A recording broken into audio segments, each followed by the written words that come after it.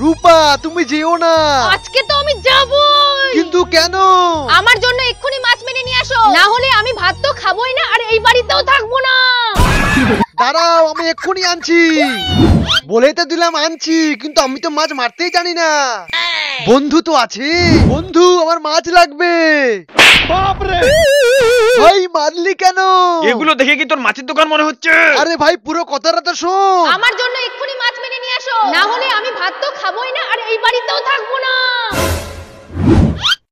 মাছের দরকার তোর, আর আমি নামবো।